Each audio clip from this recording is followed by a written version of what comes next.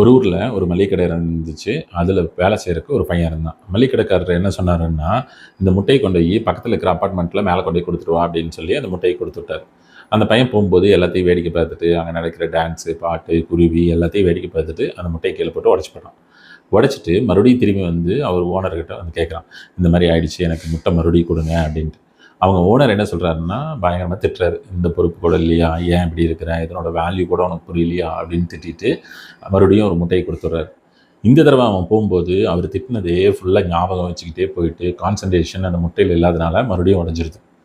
3ஆவது தடவை எப்படியோ ஃபோக்கஸை வந்து கரெக்டாக கொண்டு வந்து அந்த முட்டையை கொண்டு போய் பத்திரமா சேர்த்திடுறான். இந்த ஸ்டோரியிலிருந்து நம்ம என்ன தெரிஞ்சுக்கலாம் அப்படின்னு உங்கள் ஃப்ரெண்ட்ஸுக்கிட்டேயோ உங்களோட ஸ்டாஃப்கிட்டையோ கேட்டு பாருங்கள். எல்லாரும் என்ன சொல்லுவாங்கன்னா, முதல்லையே அந்த ஓனர் வந்து கரெக்டாக சொல்லியிருந்துருக்கலாம், இல்லைன்னா அந்த பையன் முதல்லையே ஃபோக்கஸ்டாக இருந்திருக்கலாம், அந்த ஃபோக்கஸ் இல்லாதனால தான் அந்த முட்டை உடஞ்சி போயிடுச்சு, பொறுப்பாக இருந்திருக்கலாம், ரெஸ்பான்சிபிளாக இருந்திருக்கலாம், அந்த மாதிரி டிஃப்ரெண்ட்டான ஆன்சர்ஸ் சொல்லுவாங்க.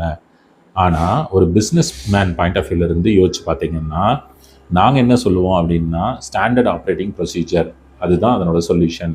அப்படின்னா என்ன அர்த்தம் அப்படின்னம்னா, ஒரு விஷயத்தை எப்படி கரெக்டாக செய்யணும், நம்ம செஞ்சுருந்தோம்னா அந்த விஷயத்தை எப்படி செய்வோம், இந்த ரெண்டையும் கரெக்டாக எக்ஸ்பிளைன் பண்ணி அவங்களுக்கு ஸ்டெப் பை ஸ்டெப்பாக எழுதி கொடுத்துருந்தோம்னா இந்த தவறு முக்கால்வாசி தவிர்த்துருந்துருக்கலாம்.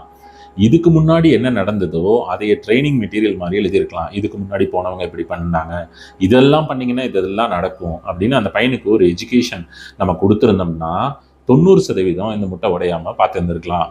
இதே இந்த பையனுக்கு நம்ம சொல்லிக் கொடுத்தது போக இதே மாதிரி நம்ம வருங்காலத்தில் நிறைய பேர்த்த வேலைக்கு எடுக்கும்போது இதே வீடியோ, இதே ட்ரைனிங் மெட்டீரியல், இப்படித்தான் இந்த வேலையை செய்யணும், நான் செஞ்சேன்னா இப்படி தான் செய்வேன் அப்படிங்கிறதுக்கு ஒரு ஸ்டாண்டர்டைஸ் பண்ணிட்டீங்கன்னா உங்களோட அன்றாட வாழ்க்கையில் நடக்கிற முக்கால்வாசி தவறுகளை நம்ம தவிர்க்கலாம். தேங்க்யூ.